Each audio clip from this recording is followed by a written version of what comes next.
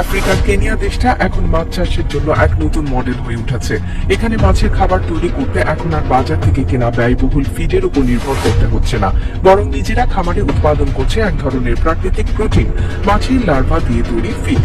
এই প্রযুক্তির নাম ব্ল্যাক সোলজার ফ্লাই প্রজেক্ট। এই মাছের নাম ব্ল্যাক সোলজার ফ্লাই, যেটা দেখতে কিছুটা সাধারণ মাছের মতো হলেও এর জীবনের প্রতিটি ধাপ পরিচালিত হয় সম্পূর্ণ নিয়ন্ত্রিত পরিবেশে। খামারের ভেতরে পুরনো খাবার, পচা ফলমূল, উদ্ভিজ্জ বর্জ্য এসবের উপর ডিম পারে এই মাছি। এরপর ডিম ফুটে লার্ভা বের হয় এবং তারা শুরু করে সেই বর্জ্য খাওয়া। এই খাওয়ার মধ্য দিয়ে মাত্র কয়েকদিনের মধ্যে লার্ভাগুলো দানার মতো মোটা হয়ে ওঠে। তখনই এগুলো সংগ্রহ করে শুকিয়ে ফেলা হয় এবং পাউডার বা সম্পূর্ণ দানা অবস্থায় সংরক্ষণ করা হয় মাছের খাদ্য হিসেবে ব্যবহারের জন্য। এই পদ্ধতিটা কেনিয়ার অনেক কৃষক ও খামারিদের কাছে এখন বিকল্প নয়, বরং প্রয়োজনীয়তা হয়ে দাঁড়িয়েছে। কারণ আগে তারা মাছের খাবার কিনতে গিয়ে প্রচুর টাকা খরচ করত, যেটা ছোট খামারিদের জন্য ছিল প্রায় অসম্ভব। কিন্তু এখন নিজেরা মাছি চাষ করে সেই মাছি থেকে প্রোটিন সংগ্রহ করে নিজের খামারের মাছদের খাওয়াচ্ছে। এতে খরচ কমে যাচ্ছে অনেকটা এবং একই সঙ্গে লাভের পরিমাণও বাড়ছে। ব্ল্যাক সোলজার ফ্লাইয়ের প্রোটিনে 50% বেশি প্রোটিন থাকে, যেটা মাছের দ্রুত বর্ধনের জন্য আদর্শ।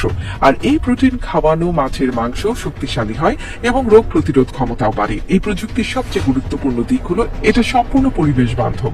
মাছের লার্ভা যেহেতু বর্জ্য খায়, সেহেতু এটা এক ধরনের পুনর্ব্যবহার প্রক্রিয়া হিসেবে কাজ করে, যার ফলে খামারে কোনো অতিরিক্ত ময়লা বা বর্জ্য পড়ে থাকে না এবং একই সঙ্গে মাছের লার্ভা থেকে আবার অর্থ আয় হচ্ছে। অনেকে আবার এই শুকানো মাছের প্যাকেটে ভরে শহরে বিক্রি করছে পোষা প্রাণীর খাবার হিসেবে। কাজেই এটা শুধু মাছি নয়, পোল্ট্রি, হাঁস, মুরগি, কুকুর কিংবা বিড়ালের খাদ্য হিসেবেও ব্যবহৃত হচ্ছে।